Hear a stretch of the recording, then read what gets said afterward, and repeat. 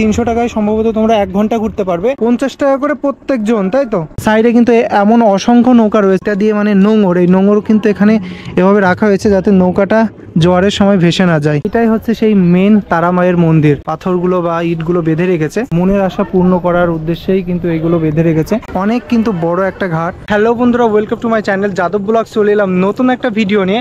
আর আজকে আমি এমন একটা জায়গায় এসেছি, এই জায়গাটা আমাদের বাড়ির আশেপাশে, বলা যায় যে রানাঘাটের আশেপাশে।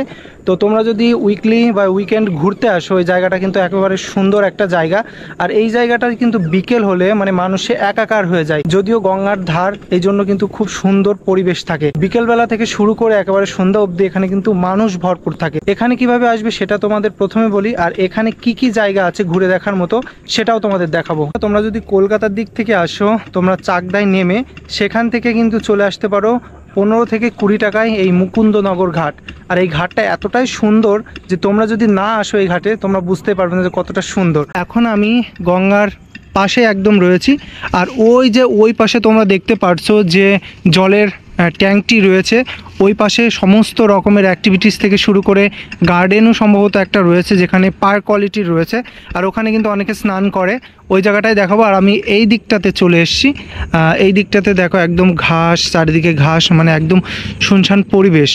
আর এখানে কিন্তু যখন জোয়ার বা ভাটা হয়, তখন কিন্তু এই যে মাছ ধরার যে ঘুনিগুলো রয়েছে এখানে, এই ঘুনোগুলো কিন্তু মাছ বাঁধে। আর এইভাবে কিন্তু তারা পেতে রাখে।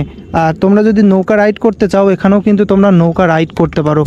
এমন করে কিন্তু বিভিন্ন জায়গাতে নৌকা কিন্তু রাখা হয়েছে। ওই পাশেও কিন্তু অনেকগুলো নৌকা রয়েছে, আমি ওই দিকেও যাব। তো দেখো, সব মিলে পরিবেশটা কিন্তু খুবই সুন্দর। উপর দিয়ে কিন্তু একটা রাস্তা চলে গেল, ওই দিকে কিন্তু একটা সুন্দর জায়গা আছে, ওই দিকেও কিন্তু যাওয়া যায়। তো আমরা মূলত ওই সামনের দিকটাতে যাব। আর ওখানেই সমস্ত ধরনের মানুষরা আসে এবং অনেকেই গঙ্গা স্নানও কিন্তু ওখানে করে। তো দেখো, এখন যেহেতু ভাটা চলছে, এই জন্য জায়গাটা কিন্তু পুরোটাই এইভাবেই স্যাঁতসেঁতে একটা জায়গায় হয়ে রয়েছে। আর ওই পাশে আছে মঙ্গলদ্বীপ। তো মঙ্গলদ্বীপের একটা ভিডিও কিন্তু আমি অলরেডি করেছি, তোমরা চাইলে কিন্তু আমার ইউটিউব চ্যানেলে আছে, এটাই আছে, আমি ডেসক্রিপশনে অবশ্য লিঙ্কটা দিয়ে দেবো, তোমরা চাইলে কিন্তু দেখে নিতে পারো। বিশেষ করে উইকেন্ডে ওই মঙ্গলদ্বীপে কিন্তু খুব সুন্দরভাবে মানে ঘোরা যায় এবং পিকনিক করা যায়। ওটা কিন্তু পিকনিক স্পট হিসেবেই পরিচিত।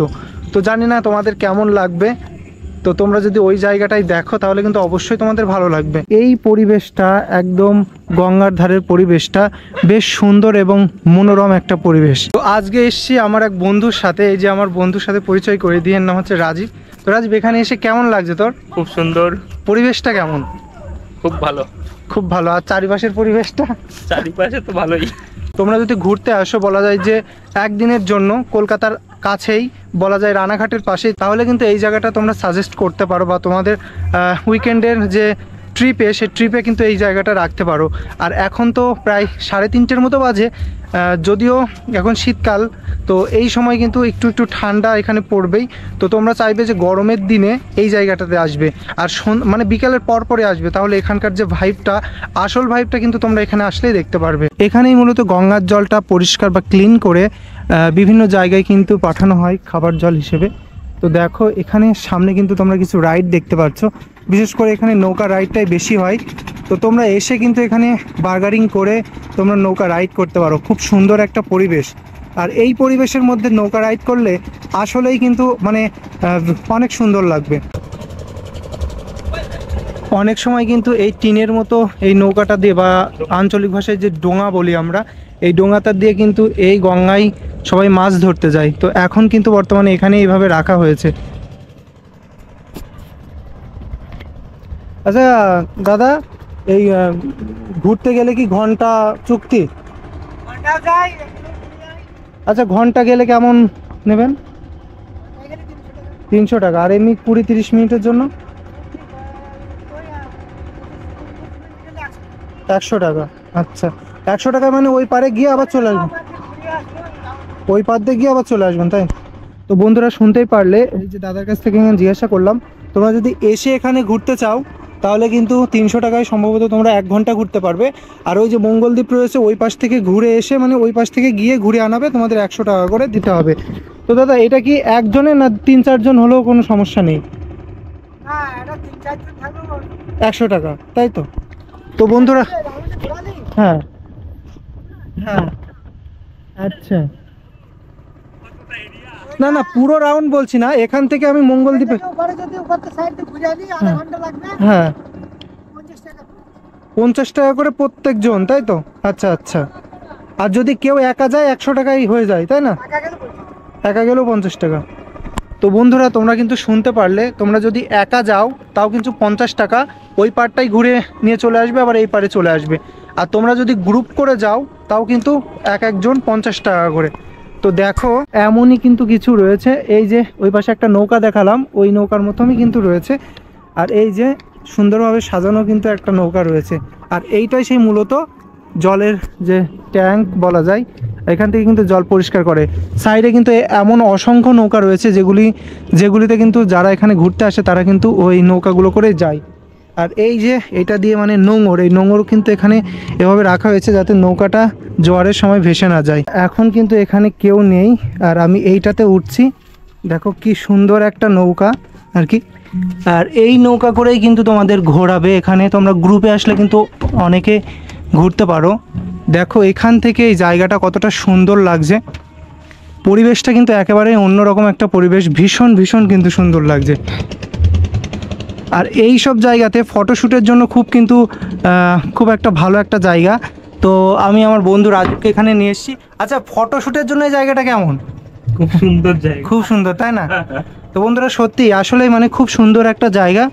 আর এখানে একটা জিনিস দেখলাম, তোমরা এসে কিন্তু এখানে নৌকায় ছবি উঠলে তেমন কিছু কিন্তু বলবে না। তো এই জিনিসটা কিন্তু বেশ বেশ ভালো লাগলো, কেননা আমরা যেখানেই যাই না কেন নৌকায় যদি ছবি উঠতে যাই তখন কিন্তু তারা বারণ করে, কিন্তু এই জায়গাটায় কিন্তু অতটা তারা কিছুই বলছে না, তোমরা ছবি উঠতে পারো এখানে এসে।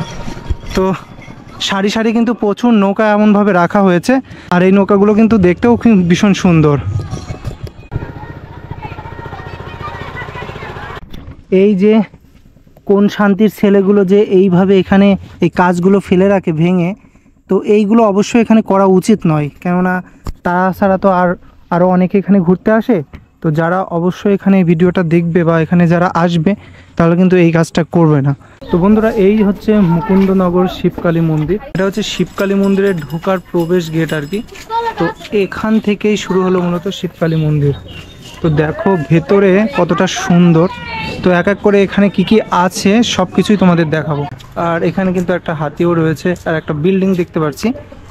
আর এইটা হচ্ছে সেই মন্দির, এটা কিন্তু এখানকার যে ঘাটটা রয়েছে সেখানকার মেইন মন্দির কিন্তু এটা আর কি। তো যাই হোক, জায়গাটা কিন্তু একেবারে সুন্দর পরিবেশ। আর এটা সম্ভবত একটা গার্ডেনের মতো তৈরি করেছে। এটা কি মন্দির দাদা? তারামা মন্দির। তো বন্ধুরা এইটা হচ্ছে ঘাটের মেইন মন্দির, যেটা হচ্ছে তারা মায়ের মন্দির। তো দেখো এখানে সব যে গার্ডেনগুলো রয়েছে বেশ সুন্দর করে কিন্তু সাজানো রয়েছে। তোমরা যদি উইকেন্ড ঘুরতে আসো তাহলে কিন্তু এই জায়গাটা বেশ সুন্দর। আর একটা জায়গা তোমাদের দেখাই, এই জায়গাটা দেখে কিন্তু বেশ ভালো লাগছে। তো এই যে এখানে কিন্তু অনেকে মানত টানত করে, সেই সব বেঁধে রাখে। তো দেখতে পাচ্ছ এখানে কিন্তু সবকিছু বেঁধে টেঁধে রাখে, মানে যারা তাদের মনস্কামনা পূর্ণ করার উদ্দেশ্যে আর কি এখানে বাঁধে, সেইগুলো কিন্তু এখানে বেঁধে রাখে। তো দাদা এখানে কি বারে বেশি মানুষ হয়?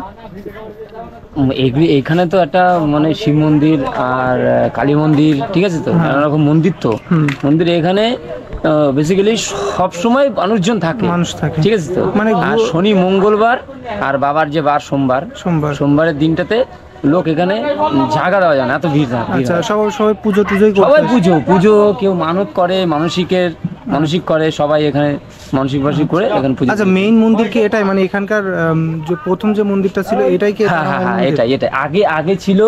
এটা ছোট ছিল, এটা তারপরে মালিক আস্তে আস্তে বড় করে তারপরে এইসব গুলো তৈরি করেছে। শিব মন্দির, তারপর আগে ছিল না শিব মন্দির, তারপর ওই পাশে। আচ্ছা দাদা, যারা এখানে এসে মানত করে তাদের হ্যাঁ নিশ্চয়ই, নালে পুজো কেন দেবে? অবশ্যই পুজো কেন দেয়।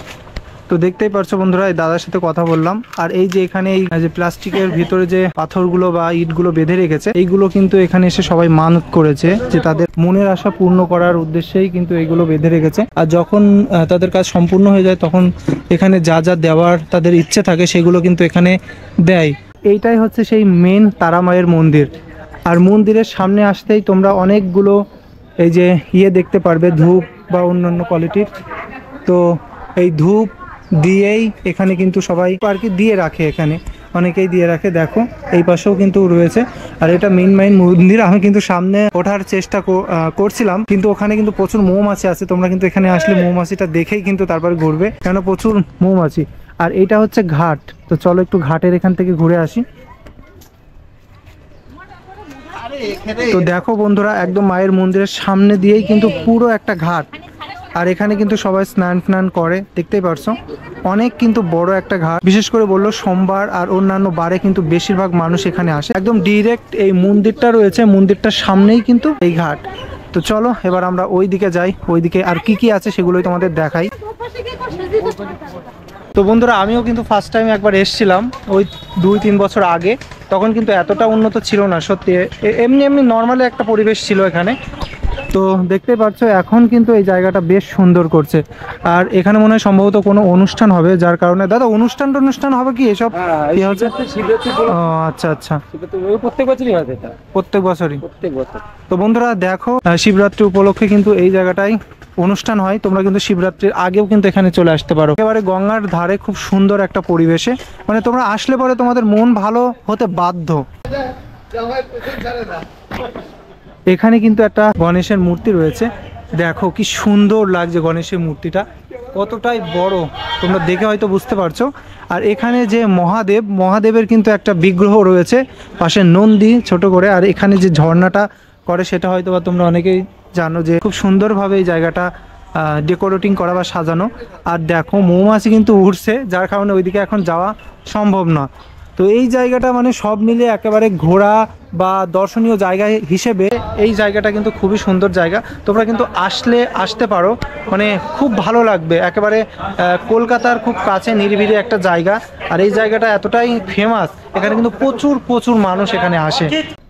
এখানে কিন্তু এই সবগুলো রাখা হয়েছে, ঠাকুরের যে ছবিগুলো সেগুলো কিন্তু এখানে রাখা হয়েছে। এখানে কিন্তু দুটো বট গাছ দেখলাম, ওই পাশে একটা বট গাছ ছিল, এই পাশেও কিন্তু আর একটা বট গাছ।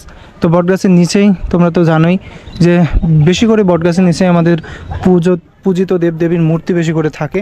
তো এখানেও কিন্তু তার ব্যতিক্রম কোনো কিছু হয়নি, মানে রেখেছে আর কি। তো দেখো এখানেও প্রদীপ জ্বলা, এখানে একটা তুলসী মন্দির রয়েছে।